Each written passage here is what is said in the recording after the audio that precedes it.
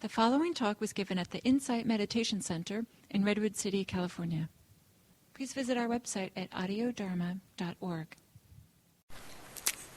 I'll pick up where I've left off from last week. So what I'm doing is giving a series of talks on probably one of the most famous or important teachings of the Buddha about mindfulness practice. It's kind of like considered to be the text from which my whole mindfulness practice down to the century originates. And it's a somewhat lengthy text that gives a series of exercises for cultivating strong mindfulness. And it's divided, these different exercises are divided into three different areas of life, of our immediate life, the physical life, our embodied life, mindfulness of the body. A little bit deeper than that is considered to be what's called feelings, which we'll talk about in a few weeks, which is the ways in which we sense and pick up the pleasant and unpleasantness of experience. And deeper in that is the mind states that we live in, and deeper in that are the deep-seated mental processes by which we either get caught into bondage or by which we become free and break the chains of mental bondage.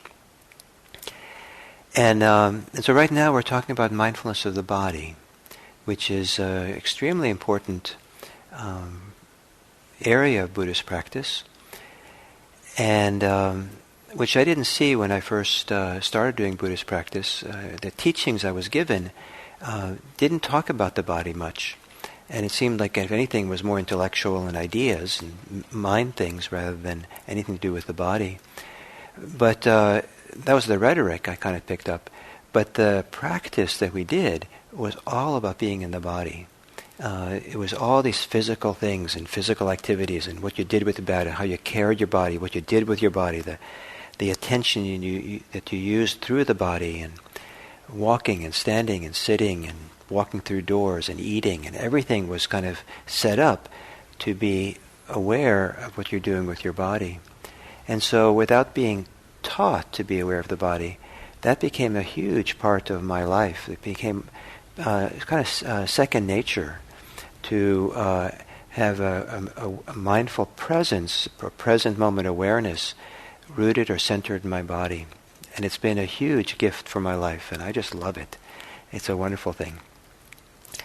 And so the first 5 exercises in this set of 13 exercises for cultivating mindfulness have to do with the body. And to kind of do a little wordplay to emphasize a little bit how this works, is the word sati, which we usually translate into English as mindfulness, and which I prefer to translate as awareness. The word sati is related to the ancient Indic word for memory, to remember. And if we take that idea in English, to remember, and you kind of pause between the re and the member, to remember, to bring all the members back together and become whole. And many times we are disconnected from ourselves, and it's very easy to be disconnected to the body. And so it's said that the modern life has done more to disconnect people from their bodies than any previous lifestyle or century or culture at all. We do so many things which are mental. Some people spend hours a day on the screen, which so much is processed through the mind and the eyes, and the body's kind of is kind of incidental, and they don't pay strong attention to it. And so some people spend a lot of time preoccupied by things. People who have maybe good reason, have a lot of fear, can live swirling around in their imaginings around fear, about what they're afraid of, thoughts of fear, anxiety, emotions of fear, and they're in some ways very present for the fear, anxiety, but it often keeps people disconnected from themselves. It keeps them also in their thoughts, the imagination. It keeps them tense. and sometimes removed from parts of their body because of the tightness they live under. So some people have been taught by their culture or religion to disvalue the body. The body is not important. And so the body is treated as just a hunk of meat that is useful because it carries you around, but it's kind of inconvenient at time too. And so the body is it's not seen as, sometimes it's so strong that the idea that I'm not my body. There's a real disconnect or separation from the body. A strong Western current of thought makes a very strong separation between mind and body. And the mind is where it's really at, the body is just kind of incidental. And so all these different ways and more that people get disconnected from their body, spending a lot of time thinking about the past, thinking about the future, fantasizing, drifting off into fantasy. And some people don't realize how disconnected they are until they sit down to meditate. And then they discover how much their mind is swirling and caught up in thoughts and futures and plans and fantasies and fears and all kinds of things go on that put us up in the head into the imagination, and the body again is lost touch with. Sometimes there's and so we get this message, some places that the body is not to be felt. Some people don't want to feel their body because the body is the primary vehicle to really feel fully our emotional life. And emotional lives are difficult for people. And some people have had very difficult emotional lives, and the remnants, very powerful remnants of difficult things that happened in the past still live in their body, still live inside. And so it's too hard sometimes to feel those emotions that are there. And so people disconnect from it, from the body, so they don't have to feel so much. Better not feel anything. Shouldn't feel anything below the neck, as so some people have. And so some people's different parts of their body get shut down or shut off. An example of how, many years ago, I met this man who was paraplegic. He had been sleeping in a sleeping bag in a farmer's field, and the farmer didn't know he was there and drove his tractor right over him. And he became paraplegic, and he told me he was a mindfulness practitioner, very serious about it, and he said that he's always in pain unless he shuts off the connection between his head and the rest of his body, and he had this ability to completely shut down because to not do that put him in fiery pain, and he couldn't manage that. So the mind has many very powerful capacities. So either we're so disconnected because we're distracted from the body, or we some people have aversion to the body, and some people just shut down the body because they don't want to feel and feel their lives much. And so to sit down and meditate is to go in the other direction than that. Meditation is a process of reconnecting, remembering, bringing all the pieces back together, and awakening the body to the degree to which it's fallen asleep or gone numb or disconnected. And so this discourse on the 4 foundations of mindfulness begins with mindfulness of the body. And the exercises themselves, some of them can seem kind of a little bit dry or not so inspiring. But to take them on as practices are practices here to reconnect us and really be present through our body. And it begins with mindfulness of breathing, which I talked about 2 weeks ago or 2 talks ago. And that explicitly is a process of settling into your breathing. And as you settle in, if you relax, the breathing becomes calmer, slower, in a nice way. And as the breathing calms down, as we sit and meditate, that means the mind begins to quiet down, and that opens up a heightened sensitivity to the body. And it talks about that. It talks about how then we become aware of the body in a fuller way, the tensions and stuff in the body. And then the Buddha gives the instruction to calm the body down, to relax it further. And as we feel the body and relax it, we feel the body more fully. And to really relax and lower all the resistance we have, all the ways we're disconnected, and have the body be relaxed and fully integrated is one of the great pleasures of life. It's a beautiful feeling to really be here and feel it through the body. And to do this in a focused way, to really be with the breath, stay focused in this process, show up here, and cultivate a stronger attention to the present moment, and a more stable, steady attention than most people go about in their daily life. And the text gives a simile for that kind of attention, and that is someone who has a lathe, and they're with their knife, they're carving something on the lathe. Here, this text is called a turner, and a person has the kind of attention they would have in order to bring that chisel, I guess, up against whatever wood you're turning, shaping, and just hold it there very precisely. And this idea of, you hold it very, very precisely, and the more refined it gets, the more you get close to the shape that you want, the more lighter the touch, the more precise you have to be to get it to just work right, to stay smooth and nice.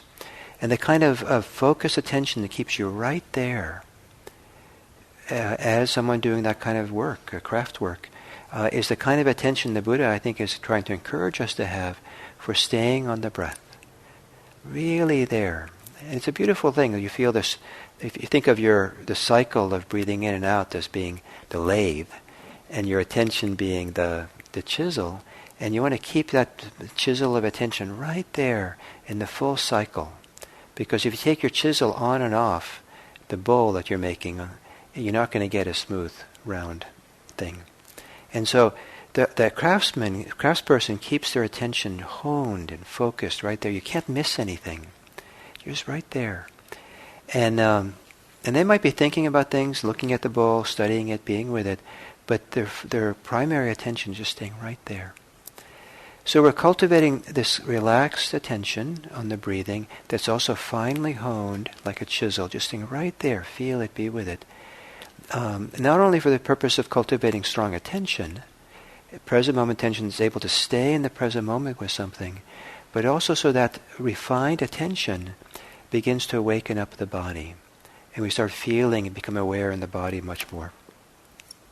And we have many different kinds of perception in the body.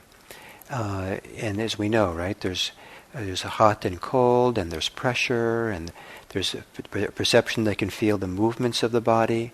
There's a perception that you identify with parts of your body. You look at your hand and you know it's your hand, which seems obvious to most of us, right? But there can be brain injuries where people, the brain's capacity to identify a part of the body as my own is a particular capacity or function of the brain that can be damaged. And there are people who look at their hand and they don't see it's their hand. It's, for those of us who do see our hand, my hand, it's kind of inconceivable that you would look at your hand and not think it's yours. But that's a particular kind of perception or way of relating that there's understanding. The perception allows us to feel the body in space, location of the body, the movements of the body. There's all these different kinds of perceptions that go on throughout the body that are constantly feeding us information what's going on. And all these perceptions, all these forms of perceptions operating together contribute to, as a gestalt, as a whole, to a very full set feeling of awareness, of being aware, of being present. It's kind of like when they come together and operate in harmony as a whole, they get the impression the whole feels like something very special. It feels like awareness. Some people say consciousness. And it would be kind of like my teacher in Burma. He had this example of if you look down on the sidewalk and you see this long black line that's continuous. Looks like someone painted a line there. But if you go close, you see it's ants. And the ants are discontinuous. But from a distance, it just looks like there's continuous, like a movie, right? It's individual, at least in the old days, with 8mm film or something. It's individual still shots on the movie screen. But they happen so quickly that the brain, constructs movement. And so it looks like they're doing something exciting on the screen, but they're not doing anything exciting up there. It's just, it'd be very boring if you just spent, 1 minute in one still shot, and then next minute another still shot, and, it would take a long time to get through the movie, and it wouldn't be very interesting. The movement gives it life and vitality. So we have this mental ability to put things together into a kind of a whole, and in part that's what maybe the generalized sense of awareness can be. All these things of perception operating together. And so we have all these capacities for perception throughout the body that wake up and start operating well and start kind of vibrating together. And it's a beautiful feeling to feel like awareness radiates from the body, that awareness is centered in the body, that you can't feel if we're caught up in our thoughts. Can't feel if we're caught up in desire.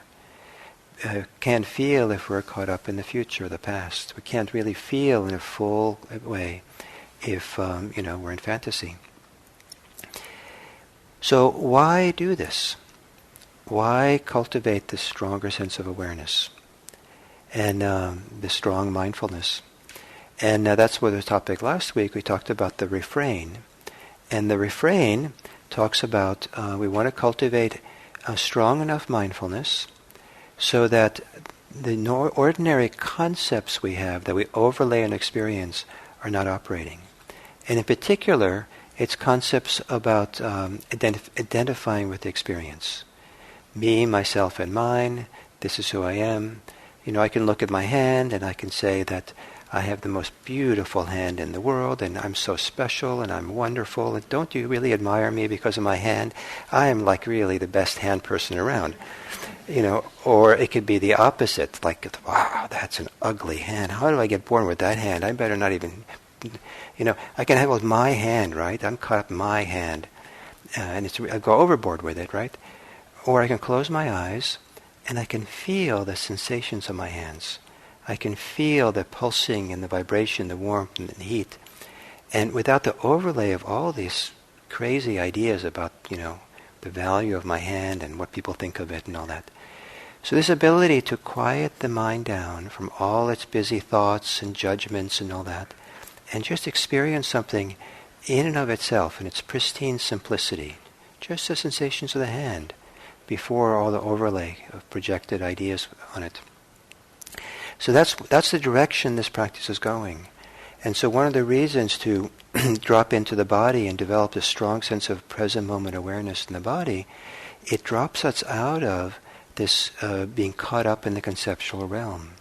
And as we can relax in there and settle down, there's less and less of this conceptualizing, telling ourselves stories about what's going on. The storytelling mind quiets down, and it gets very peaceful in the mind. But that peacefulness helps us just to see things in the simplicity. Why do we do that? Some people do it because it's just so pleasant. It's like one of the best things going. Hard to believe if you haven't really experienced it. But for the Buddha, we do that because when the mind is not caught up in stories and ideas and shoulds and shouldn'ts and what I want and what I don't want, and it's quiet down and calm, then it's easier for the deep structures of the mind to relax also, to let go. And that relaxing or releasing of the deep structures of attachment is what in Buddhism is called liberation or enlightenment. And you have to prepare the ground for that in order for that something deep to be able to let go. There has to be a lot of softening and settling that goes on. And that letting go is described as dwelling independent, not clinging to anything in the world. So that's the direction we're going. And so I review all this because now we can understand the next two exercises in the book for cultivating this awareness, why they can be seen as being significant, or what we want to infuse them with, what they're all about, because they could be seen as being kind of boring. So the first of these is called mindfulness of the four postures. awareness of using the 4 postures, primary postures people take, as a vehicle for developing this strong sense of awareness. And the 4 postures are walking, standing, sitting, and lying down. And sometimes they're called the 4 dignified postures. But I think all the postures in between also count. But you're supposed to be aware of your posture. But these, for simplicity's sake, they call these 4. And so when you're standing, it's very simple. And when one stands, one understands, I'm standing. When one is walking, one understands, I'm walking. When one is sitting, one understands, one is sitting. When one is laying down, one understands, one's lying down. Now, if I didn't spend 4 weeks now describing how we get to this and prepare you all for this, if I just go downtown Redwood City and walk up to someone and say, hey, I have some instructions for you. When you're walking, just know you're walking. When you're standing, just stand. They'll probably call the police, or they'll probably think I'm crazy, or they just think, what is this guy saying? It has no meaning whatsoever. It's like, this is kind of bizarre. Let me read you something really important from Buddhist scripture. In fact, it might be one of the most important things. When you're standing, know you're standing. What? What are these Buddhists up to? I have a better religion at home than something as simple as this. So it can seem, for the uninitiated, as this is silly. This is a religion. However, the whole context for this is to live in such a way so that this heightened sense of present moment awareness can live in us. So we can awaken the body, and the body becomes a vehicle for enlightenment, a vehicle for peace, a vehicle for knowledge and understanding of our life. And so when the text says when walking, one knows one walks, it means really know it. How many times when you're walking are you really knowing that you're walking? Or are you walking and thinking about things? Nowadays, for some reason nowadays, you notice a lot of people, when they walk, they keep their head down. Have you noticed that? And their arms up? It's usually one arm. And they're having a relationship with their hand. My hand. Or something, right? And so the idea that I'm walking is far from their consciousness. They're not clearly, actively aware. I am walking. I'm really walking. One of the inspiring moments for me when I was in the Buddhist monastery was seeing one of the more senior practitioners walk across a courtyard. And there was something about the way he walked where he was purposely going someplace. He was going to work in the kitchen. But it was almost as if, I knew that, come out. However, the way he was walking, the way at least I saw it, was he wasn't walking to get anywhere. He was walking just to walk, and he was just in the walking. That's what he was doing. And it was so inspiring. It was kind of like watching a great athlete in the Olympics or something, a gymnast or something, or a dancer do something, and wow, they're really trained, they're really there, they're present, they're really there in their dance, right? So I was like watching this man walk around. He's really there in his walk. And to see that and to feel that and somehow to viscerally kind of have something inside of me resonate with that kind of presence was really inspiring for me. He wasn't looking at his cell phone. And because, most people are not inspired by people who walk down the street looking at their cell phone. If anything, some people are like, can you believe what they're doing out there? They're not paying attention and they're not being friendly. They're just absorbed in their little world. And then if someone else walks down the street, even here I bet if someone's really walking down in a present way and is just walking and present for their experience, it could stand out in some communities, and that this is different. And so to really know that you're walking, it says, when you're walking, really know it. If you're bored, because I know it, I know I'm walking, what's the big deal? Then we don't understand the value of inhabiting our experience, of really being centered in it and learning how to put aside the distractions that we have. And having the experience of walking come alive from the inside out. And what we're trying to do is to use the walking as a place where we start moving towards this heightened sense of embodied awareness, present moment awareness, so that if you're interested in this path or the goal that the Buddha is setting, if you're interested in, abiding in deep peace in our experience now, if you're interested in the freedom from clinging that the Buddha teaches, if that's what you're interested in, then use the opportunity of walking for that purpose. Really be in the walking. Those of you who have been on retreats know that walking meditation is a very important part of our practice. We do sitting meditation and walking meditation. On the residential retreats, it's about equal time, 50-50, sitting and walking, maybe a little bit more sitting. And for some people, like it was for me, it was an acquired taste. Because, what is this walking about? But I would do it, and slowly over time, this walking meditation also became a beautiful thing to do because of the heightened awareness that flows up and is here, and it's so satisfying to really be in the present moment in a relaxed, deep way. In a way that you can't imagine if you're into the pleasure of desire or the pleasure of hating something or preoccupied in thoughts that seem so important. What can be important? Just being, your boss is not going to give you a raise just because you really walk in with embodied mindfulness. It doesn't count, right? In the commerce of our life. But it counts a lot spiritually to wake up.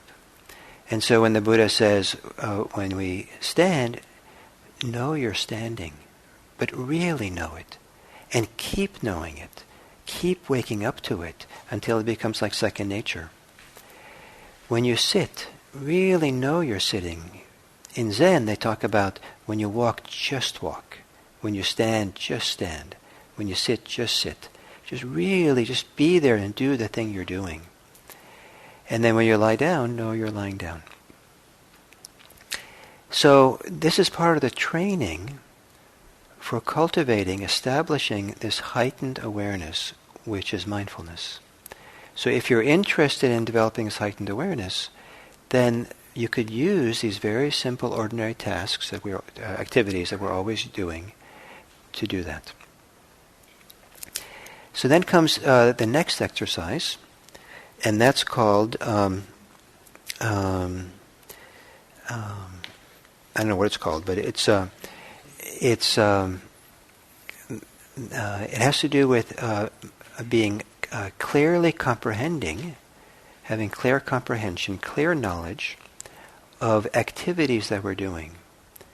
So, sitting, standing, walking, and lying down are activities. But now we're talking about many of the other kind of ordinary activities we go about with all day.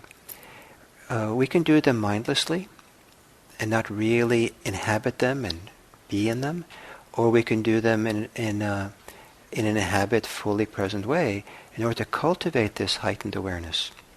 And so here's what the text says.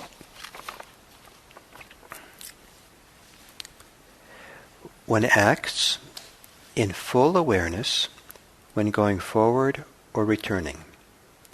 One acts in full awareness when looking ahead and looking away. One acts in full awareness when flexing and extending one's limbs. One acts in full awareness when wearing one's robes and carrying one's outer robe and bowl, for monastics. Who acts in full awareness when eating, drinking, consuming food, and tasting. Who acts in full awareness when defecating and urinating. Who acts in full awareness when walking, standing, sitting, falling asleep, waking up, talking, and keeping silent. So it's a whole list of very common things that people do. And in a sense, we could say that the instructions are to infuse all the ordinary daily activities of life with your spirituality, to make them spiritual. From a Buddhist point of view, that is to infuse them with your awareness, so you're really there and doing it, present. You're not distracted, you're not thinking ahead, you're not doing something to get it over with so you can go on to get through your to-do list, and while you're thinking about what's on TV tonight, you're really present for the experience. And so the training in a number of the Buddhist monasteries where I practiced with was explicitly, when you do something, you really do it with your whole body. Zen was really good for this. You don't just pick up, if you're going to pick up a bowl, you're eating soup or something. You don't just looking at, the birds and the things and thinking about lottery numbers and just kind of, grab your bowl and, and kind of look for your spoon and kind of, shovel it in while you're looking at the news. What you would do is you would look at your bowl mindfully, you'd see it, you would turn towards it, and you take both hands and you would pick it up as if it's something precious, and you're really there, you pick it up and you really hold it and you're right there. And then you would take your spoon and you would mindfully eat. Really be there in the eating. And you wouldn't be, watching TV or listening to the news or whatever you're doing. You would just be there with the eating. There's no moral obligation to do this. This is not a moral thing. This is optional, but it's considered one way of using all your ordinary life as a place to cultivate this heightened awareness, which in Buddhist spirituality is the source of spiritual life. It's where what infuses spirituality into our life, this heightened sense of awareness that it can be so powerful that to kind of either dismay you or inspire you. I occasionally, talking to people who believe in God, I equate it, and they ask me, what do you do in your practice? And I say, I practice the presence of God. Because it's so powerful, the presence of attention, of awareness that's embodied and present and here, and really here for it. And it's a beautiful thing to live that way. It turns out that if you can really live present and aware and attentive to what's going on, all this goodness starts flowing out of us. A kind of wisdom and understanding, and we're in touch with so much of ourselves that require heightened awareness to be in touch with, to be aware of, that can't be there when we're distracted and caught up and doing things half-heartedly and in a distracted way. So all these things, and I love it, and even defecating and urinating, even there, you really be present. And talking, that's the hardest place to do it, right? But to try to be present and attentive as you talk. Or when you keep silent, it says. And then putting on your clothes, wearing your clothes, tasting your food, moving your arms.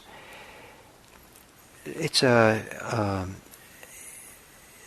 goal when you're in these monasteries practicing, or people who are really serious about mindfulness practice, is to bring mindfulness into all the activities of the day, so it becomes kind of seamless, so that it's not a separation or compartmentalizing of our life between that part of our life which is for meditation or for spirituality and that which isn't.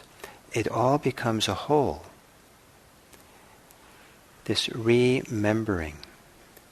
Big part of Buddhist practice, is a remembering into returning everything, reconnecting everything into one big whole. And so making our life whole, not living in compartmentalized ways. And a lot of this is done through developing this heightened awareness. It's deeply satisfying in and of itself when it really becomes strong. And it's wonderful that it's onward leading. It's the way that leads to the deep letting go of clinging. So the beginning of this text, these instructions are settle into your breathing in meditation, and outside of meditation, cultivate the same quality of attention and mindfulness in your daily life as you go around doing these simple, ordinary activities. And if you're afraid you won't be able to take care of your ordinary life that way, chances are once you get into it, you'll take care of it better. You'll do things more efficiently or wiser or clearer, or you'll discover, and this is the, one of these frightening ideas, that you'll discover maybe you don't need to do as much as you think you do. Maybe it's okay to settle in and appreciate and love this life of being aware rather than just filling it with busy activities that keeps you disconnected. So,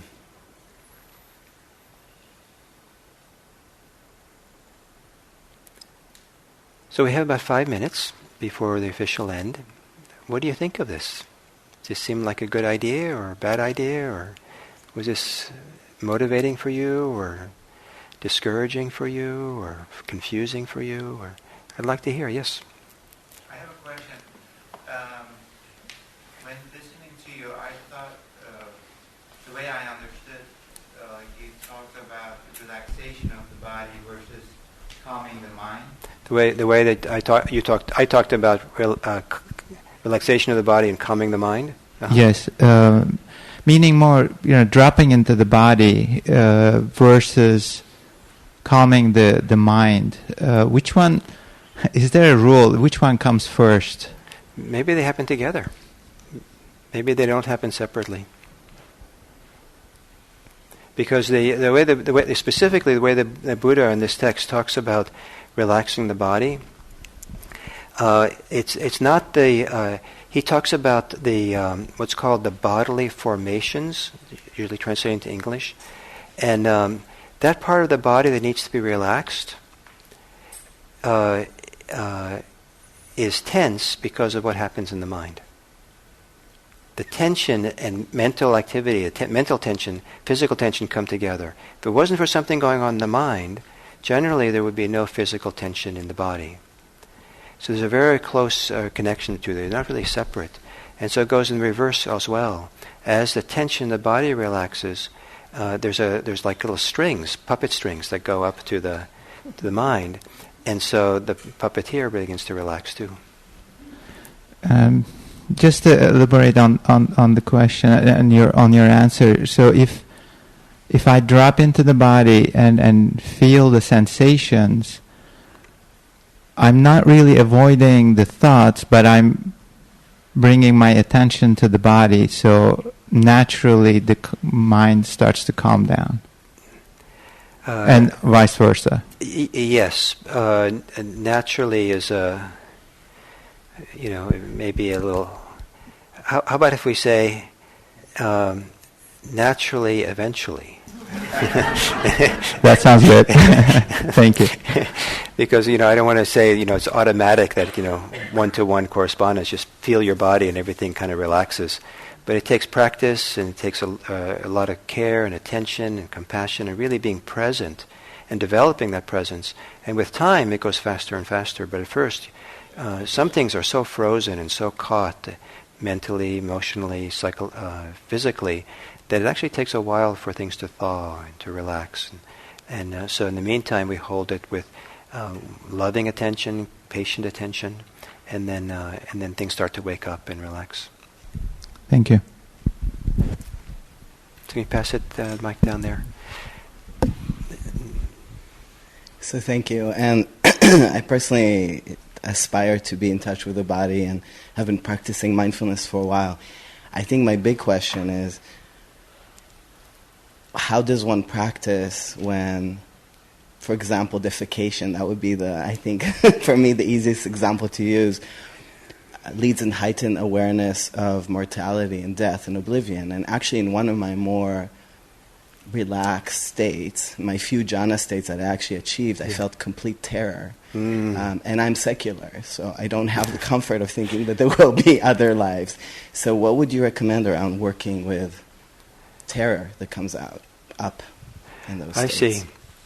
I think that if in deeper meditation you talked about jhana-like states, and there's deep terror, you should probably talk to a meditation teacher about it.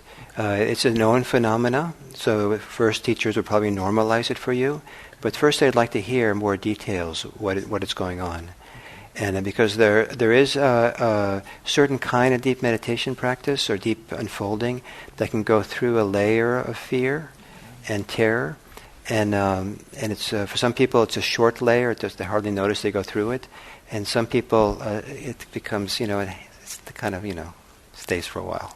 Okay.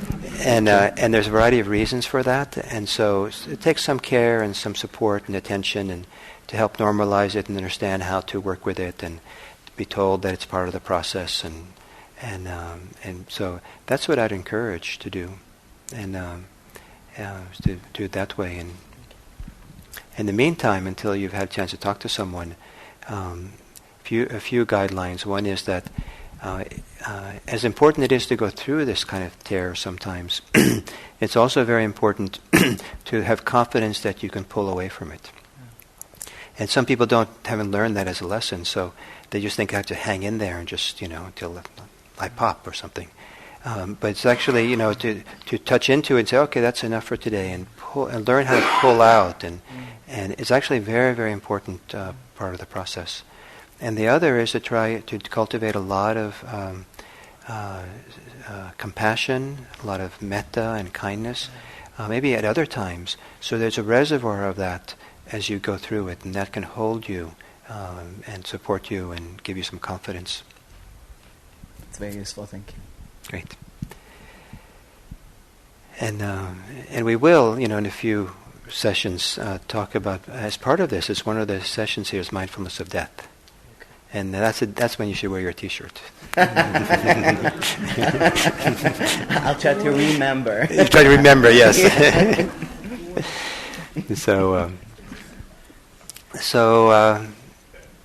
So if you're at all inclined, I would encourage you to spend this week looking at your ordinary activities of standing, walking, sitting, eating, defecating, tasting, talking, all the things you do, and as your monastery, as your place to really enter into and inhabit, almost like you're becoming the activity, you're being it in a deep way, and see what happens to your awareness, and see how satisfying it is to drop everything else as if you're allowed.